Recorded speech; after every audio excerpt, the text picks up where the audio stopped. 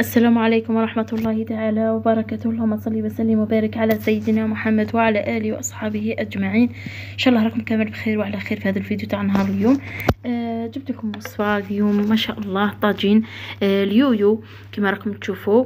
يعني راقي وما شاء الله ويجي بنين بالبزاف. بقاو معايا باش تشوفوا طريقة التحضير والمكونات.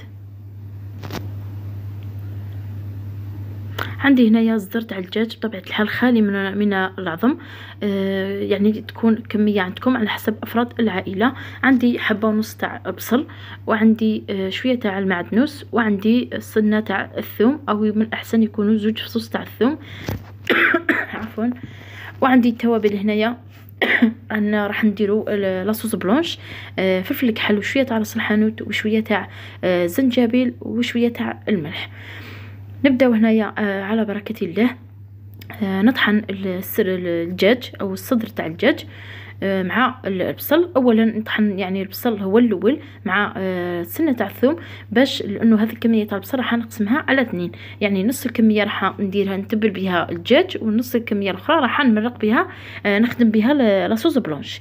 هذه هي راني بعد ما طحنته بهذا الشكل، يعني ما تطحنوش بزاف حتى يولي سائل، يعني خلوه شويه كانه مقطع الى قطع صغيره.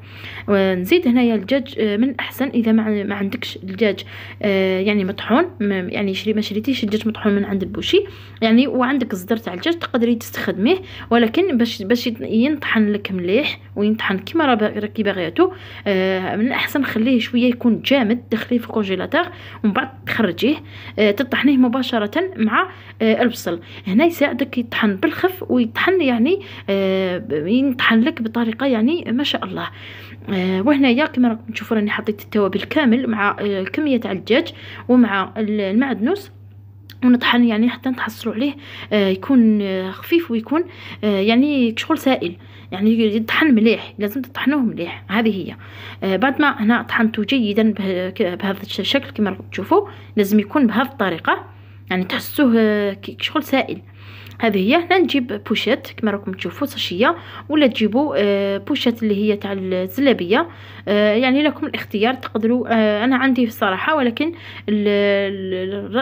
يعني المقطعه بزاف، يعني راح تخرج لي الحشو، تخرجوا لي يعني غليظ وبكميه كبيره. على هذا فضلت ندير الساشي بهذا الساشي كما هكا، تكون ساشي نقي، يعني ما تكونش استخدمته من قبل بهذا الشكل. وندير نعقد مليح من الفوق، ونقص يعني قطعه ما تكونش كبيره بزاف يعني، وما تكونش غليظه بزاف. هذا هو القمع اللي راكم تشوفوا فيه، يعني راه مقصوص كبير يعني.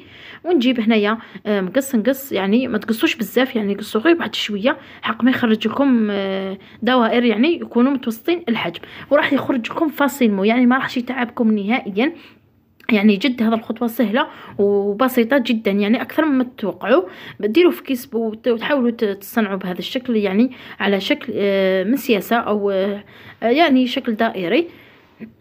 بهذا الشكل حتى نكملوا كامل الكميه اللي عندي. تحاولوا تعاونوا روحكم بالخدمي او الموس باش يعني تقطعوا الكميه اللي تكون مناسبه بهذا الشكل.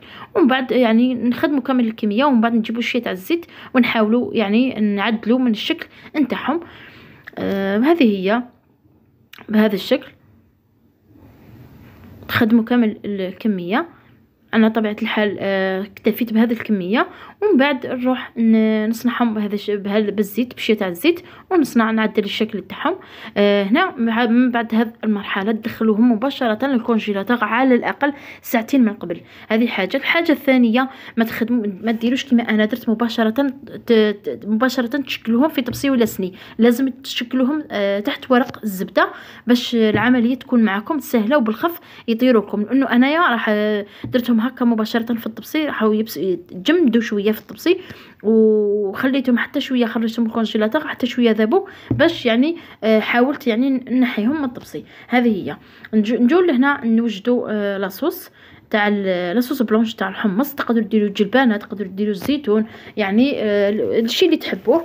ندير هنايا شويه تاع البصل اللي كنت خليته من قبل، وزدت بشرت زوج فصوص تاع الثوم، وراح ندير شويه تاع فلفل الكحل وشويه تاع الزنجبيل وعود تاع القرفه اختياري. الناس اللي ما تحبش القرفه ما ديروش.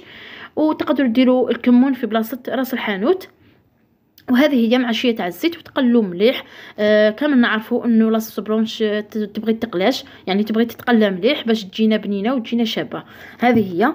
وما تنساش الملح مع شويه تاع السكر. ونزيد ندير كميه تاع الحمص تاعي، نخليهم يتقلاو مليح ويتجمروا. بطبيعه الحال نقصوا النار حتى التالي، خلوها شمعه ونغطوا ونخلوها حتى تقلى لنا مليح. ومن بعد نزيدوا الكميه تاع الماء تكون مناسبه. هنا ما ديروش شورورو لانه ما راحش، اذا كان راح ديروا تزيدوا الدجاج مع هذا الوصفه تقدري يعني ديري الكميه اللي تناسبك او الكميه اللي تغطي الدجاج. هنا عندي هذو الليبول اللي كنت درتهم معكم، راح نزيد نديرهم يطيبوا بعد ما لاصوص غلات لي واحد شويه. هنايا الحمص تاعي ما شاء الله طيب، يعني بالخف يطيب فرمشه من العين، يعني طاب لي وطاب زبده. وهنايا نخليهم يعني على نار قليله حتى يتجمروا مليح. نجو هنايا بعد ما ديكونجلاو هذوك الحبيبات نتاوعي تاع اليويو او الدجاج. عندي هنايا هذا الخبز او لا شابلوغ، يعني خاص بتاع الصينيين، يتباع هنا في تركيا. انا شريته واجد كما راكم تشوفوا. اذا ما عندكش هذا ديروا الخبز اليابس، يعني ترمدوهم في الخبز اليابس. عندي بيضه كامله راني حاطط لها شويه تاع الملح وشويه تاع فلفل كحل. كما تعرفوا البيض لازم نديروا له شويه تاع فلفل كحل. ونزيد الفارينه. عندي الفارينه نرمدوهم قبل في شويه تاع الفارينه. دائما ما نكثروش الفارينه، يعني ديروا الكميه اللي تناسبكم باش ما تبقى لكمش بزاف. نرمدوهم هنا جيدا في الفارينه، ومن بعد نزيدوا في البيض، ومن بعد نزيدوهم في لاشابلوغ ونخليهم. يعني طبيعه الحال لازم تخدموا كامل الكميه باش هنا تجيكم العمليه سهله. تخدموا كامل الكميه، يعني ترمدوهم مليح في البيض ولا شابلوغ. من بعد تروحوا تقلوهم يعني ضربه بضربه.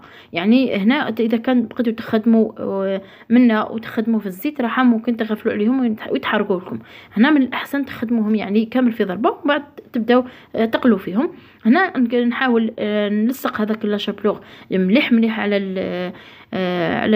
الدجاج نتاعي بهذا الشكل، ونحط في طبق اخر. هنا من الاحسن اذا عندك اختك ولا عندك يماك، يعني تقدروا يعني وحده تدير في البيض وحده تدير في لا شابلوغ هنا باش ما توسخوش لا شابلوغ نتاعكم، والعمليه يعني تكون نظيفه بهذا الشكل. ونحط في طبسي حتى نكمل الكميه نتاعي كامله. نواصل بنفس الطريقه، يعني في الفارينه ونزيد في البيض، ومن بعد نزيد في لا شابلوغ.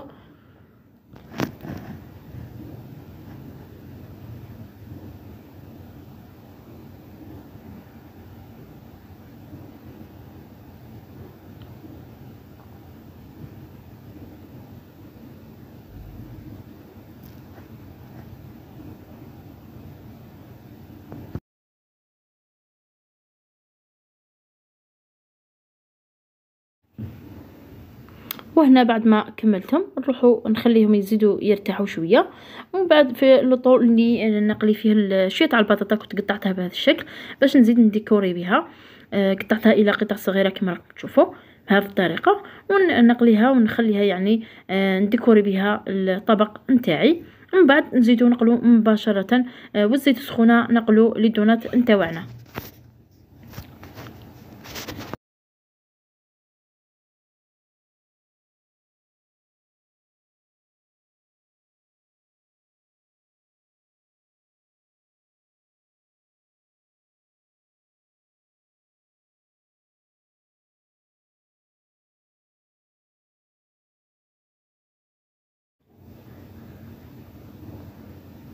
وهنا مباشرة بعد ما قلعت البطاطا بعد ما طابت لي، راح مباشرة بالزيت السخونة راح نحط الدونات نتاعنا او اليويو يسموهم، يعني دونات ولا دونات الدجاج ولا اليويو. هذه هي كل واحد واش يسميها.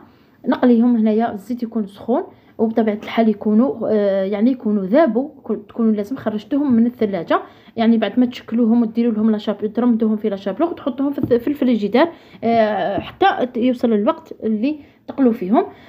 وتقلوهم هنايا في الزيت كما راكم تشوفوا الزيت سخونه، وتبقاو تقلبوا فيهم حتى يتحمروا لكم من كل الجوانب بهذه الطريقه. بقاو تقلبوا فيهم باش يطيبوكم مليح من الداخل. كما تعرفوا راهم يعني مرمدين في الفارينه والبيض ولا شابلوغ، يعني هنا يعني لازم تطيبوهم مليح. هنايا كما راكم تشوفوا بعد ما كملت كامل نجو نديكوري الطبق نتاعي او ندريسي الطبق نتاعي. بطبيعه الحال يعني كل واحد وكيفاش يزين الطبق نتاعو. ندير البطاطا على الجوانب بهذه الطريقه، ومن بعد نزيد نستف لي تاع الدجاج نتاوعي على الاطراف الثانيين، ونزيد لاصوص تاع الحمص والحمص وهذوك لي بولات اللي كنت يعني درتهم معكم وطيبتهم في لاصوص. ونزيدو نزوقو بشويه تاع معدنوس وشويه تاع الليم قارص، نقطعوه الى قطع يعني دوائر ولا كما تبغوا. وهذه هي اخواتي ان شاء الله الطبق نتاعي يكون نال اعجابكم، واكيد راح يعجبكم اذا جربتوه، انه بنين بزاف بزاف، واكيد ولادكم راح يبغوه. هذا النوع من انها تجي مقرمشه، يجوا مقرمشين من الداخل، يجوا طريين، يعني يجوا ما شاء الله، يعني البنه تاعهم روعه. نتمنى ان شاء الله يعني تجربوه وينال اعجابكم وينال اعجاب عائلتكم واولادكم، ونتمنى ان شاء الله يعني تشتركوا القناه مع اصحابكم واحبابكم، واذا ما راكمش مشتركين نقول لكم اشتركوا باش يوصلكم دائما الجديد، ودائما وصفات اقتصاديين وصفات جداد. وهذه هي اخواتي، دمتم في رعايه الله وحفظه. نخليكم تكملوا الفيديو وتشوفوا لا فينيسيو تاع الطبق نتاع اليوم، بالك على وعسى يعني طيبيه اليوم لولادك، لانه سهل بزاف ما راحش يكلفك وقت كبير، يعني بالخفي وجد. يعني هذه هي، دمتم في رعايه الله وحفظه، مع السلامه، الى وصفه قادمه ان شاء الله.